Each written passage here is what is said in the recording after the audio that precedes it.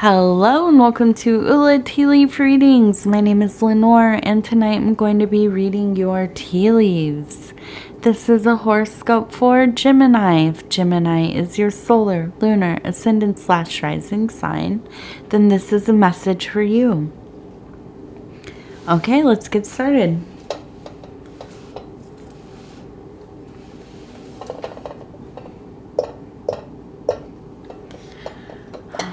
Knock, knock, knock, and let's see, what do these tea leaves have to say? All right.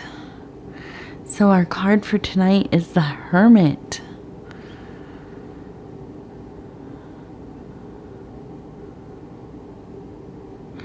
And so I think this is really all about a time of introspection, kind of going your own way,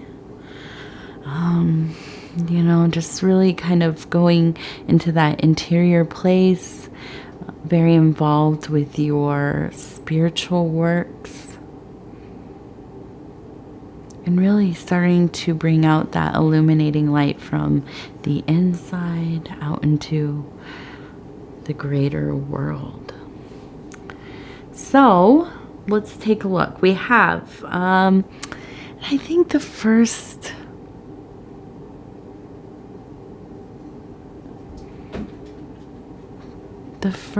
one I want to look at is, and it looks kind of, I'm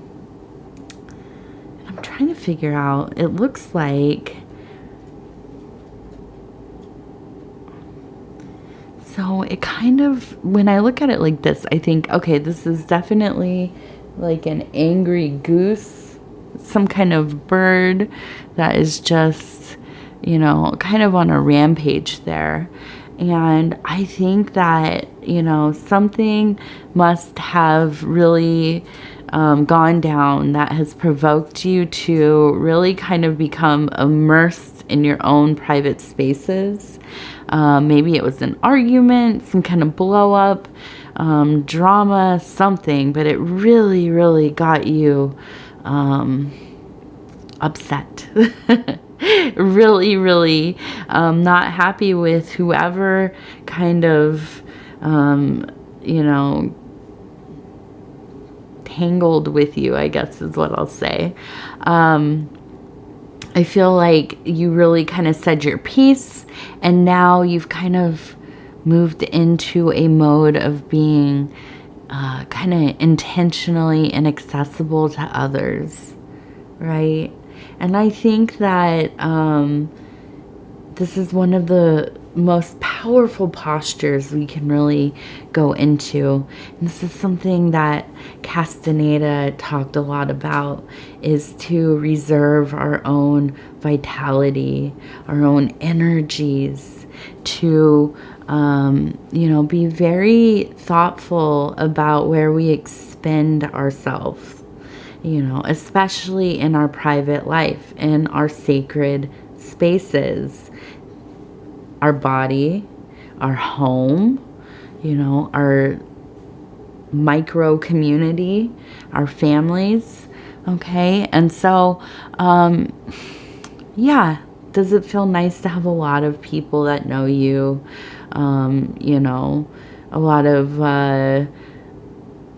A lot of friends or associates or whatever. Maybe. I mean, it depends on the kind of person you are, of course, but it's really a lot of energy to know a lot of people. There's a lot that goes into keeping relationships growing and healthy and all of that.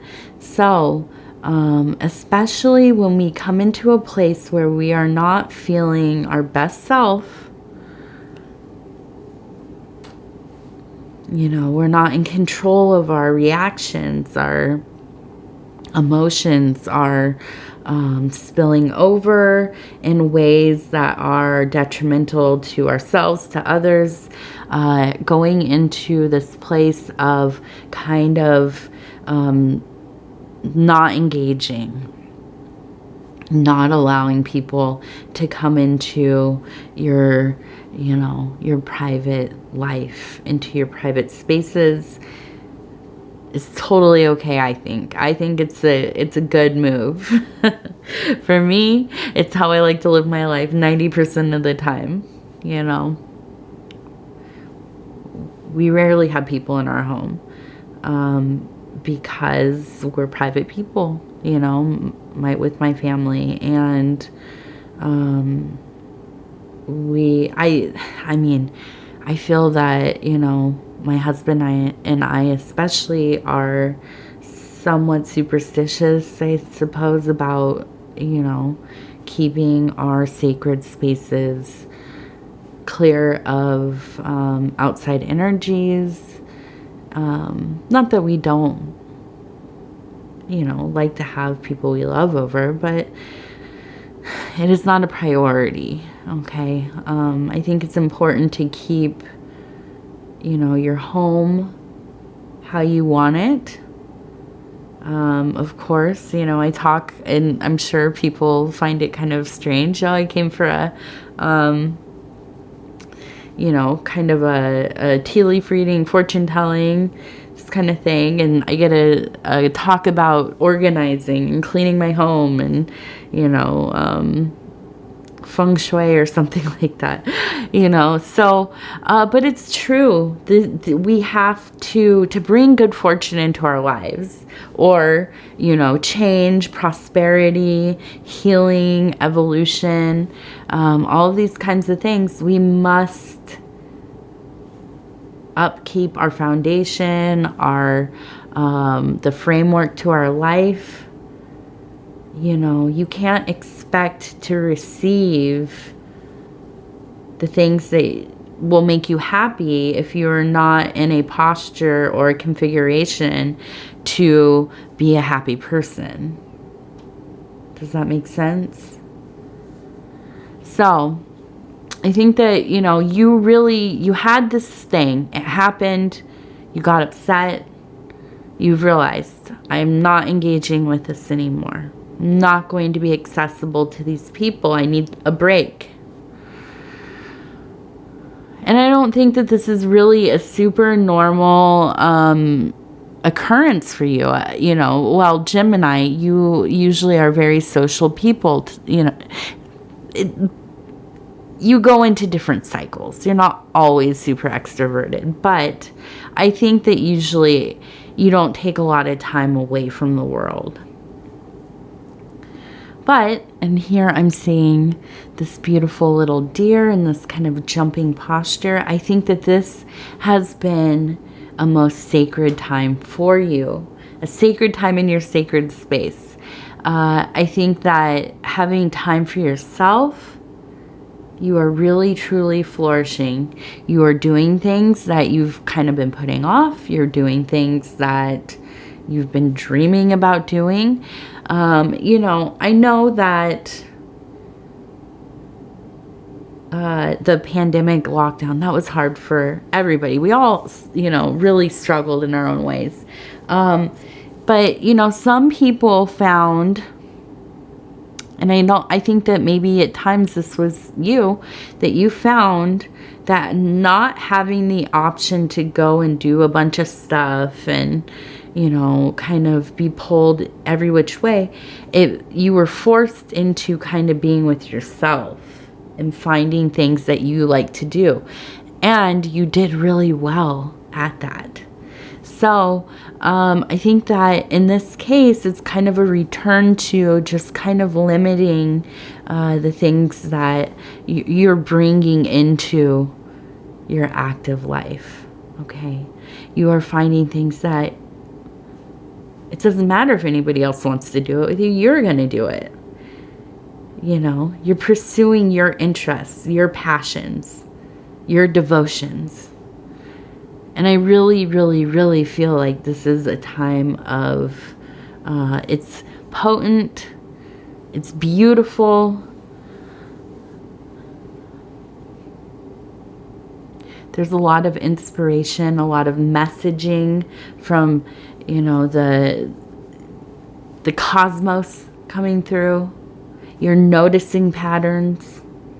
You're pondering them. And I think that before this, you were feeling overwhelmed.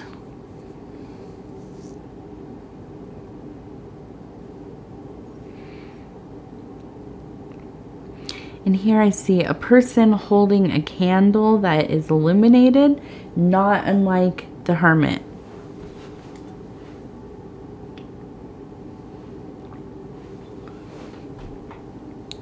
The Hermit holds the lantern, right, of illumination. This is a person, it almost looks like their head is an eye too, right? So I think through this, getting past this feeling overwhelmed by life, outside forces imposing themselves on you, taking on responsibilities that should not be yours, transient feelings that are not yours, people, just kind of influencing your peace or influencing your environment to not be peaceful, your emotions to be, kind of out of whack at times, just because they have their own things going on, because they're unbalanced people or, chaotic or whatever. And that is overwhelming. That gets to be overwhelming. And so by taking this kind of real, strong position of not putting up with it right now, I'm not getting involved, it's a big step for you. And I feel like you have become very connected to your intuition. You are seeing things. I was going to say seeing them for what they are, but everything in life is many things, right? There are a lot of places to view something from. So many different, perceptions. Different ways to perceive everything, depending on where you're looking at it from, what information you have. Well, I think that in this place, you are becoming a lot less attached to, a single belief about something. I think that you are going deeper. You're allowing yourself to realize there are many sides to some of the things that have gone on in your life. Some of the hurts, some of the, the things that have gone on that just didn't feel right. You don't maybe understand, why do I feel this way? Why am I have such a strong belief? Well, usually it's a coping mechanism, or it's just due to kind of limited information about something. But when you take away kind of the noise of life, we keep our lives cluttered with things and people and situations arising constantly. When we can minimize that stuff, it allows us a lot more room to contemplate, to, kind of just consider, reason things through. We gain a lot more perspective that way, becoming more of a observer, a listener. And I feel like you are kind of like this little explorer, kind of going into yourself, finding new landscapes, like deeply hidden in yourself. And that makes sense with this candle. I imagine somebody kind of holding a little candle, going down these dark corridors of self. And I think you're meeting yourself with a lot of love, a lot of understanding, a lot of empathy. And the beautiful thing about this is that it pours over into how we interact with life on a greater scale, how we receive others. So when you get back out there, being with people, spending time with people, hearing people's stories, seeing their lives unfold, their situations come up, and play out.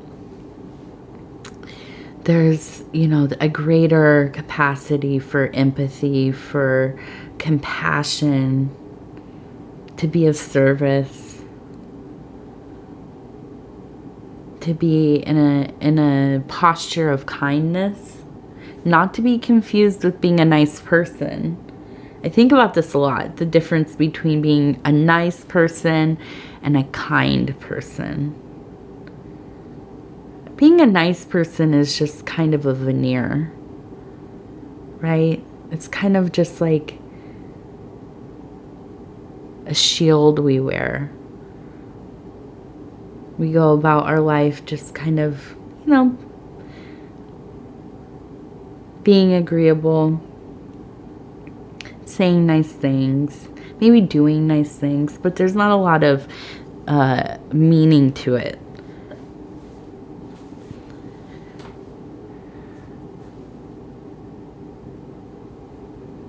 When you're a kind person, it takes a lot of thought.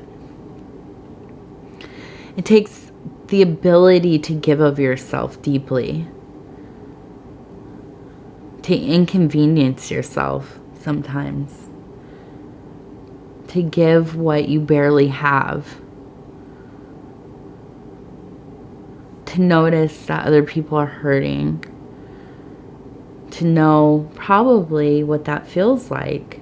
You don't want other people to feel that kind of pain. So you do kindnesses to others, for others. And it's, it's the little kindnesses that keep this world together, in my opinion. I read something today that was talking about how we're increasingly kind of separated from one another. We're so busy. We spend a lot of time indulging in media, work, the internet, talking through texts and things. But when we interact with one another out in the real world, say, how are you doing? You hold a door for somebody. You say, excuse me, or bless you, or whatever. These tiny little interactions are often the only ones that we have with people. Especially, if you don't work in a field where you're interacting with people constantly. But even so, sometimes you work with people, it's just all business. It's all, kind of, we're all in a mode of getting things done, doing our work, not getting too personal, And so these are it is quite an honor to be able to interact with people in these little micro exchanges, because when we come together and we create a space of kindness, I truly believe that these are the moments that could save your life, could save somebody else's life. These are the moments that maybe all day, it's the only time we feel connected to somebody else. There's a lot of people out there that go through life that nobody asks them, how are you doing? What have you been doing? What do you think about? What matters to you? Have you been sleeping well? Are you drinking enough water? Whatever it is, nobody ever talks to them like that. We have to take care of each other.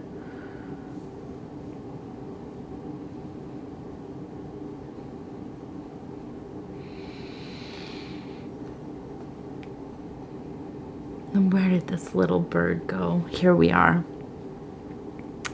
And we have this little bird.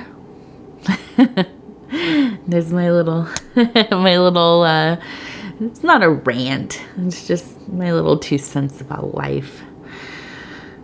We have a little bird here. I love the birds. I really love watching them. Today, we were going to a swimming class for my daughter, and we pulled up, and there were two little finches just absolutely brawling in the parking lot. And I had to laugh. I mean, little birds are so mean. In my backyard, I watched them fight constantly. In the bushes and stuff, you know, they infringe on each other's little territory or whatever's going on, and they really do go at it. They are tough, those little guys. And so anyways, there's a sweetness to these birds. There's a, you know, just really truly watching them, their behaviors, their routines.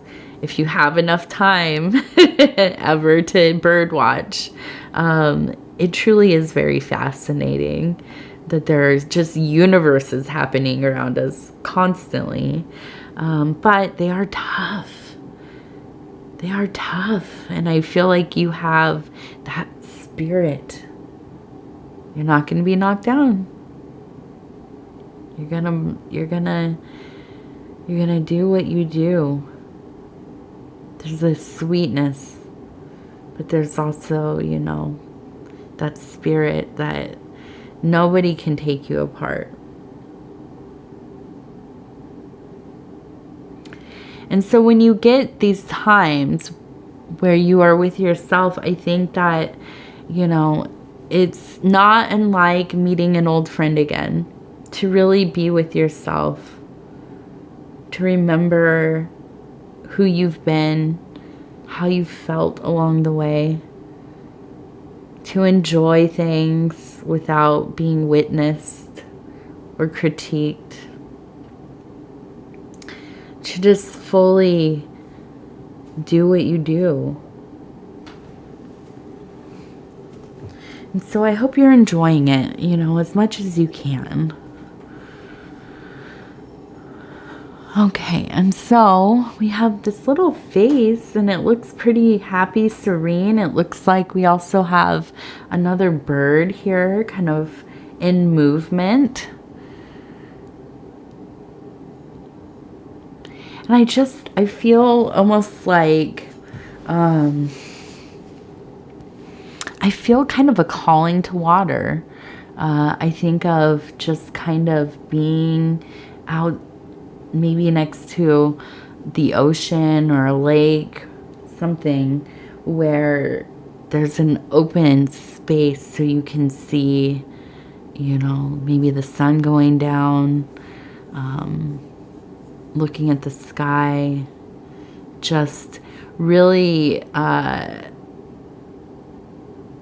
the noise of life being silented by this kind of white noise that water really has, you know, the sound of the waves. And maybe that's what you listen, I'm not trying to plug in, I don't know what brand I have, but I got a white noise machine. I've never slept so well. I used to just listen on my phone with like the, you know, the little apps and things, but then I got an actual machine.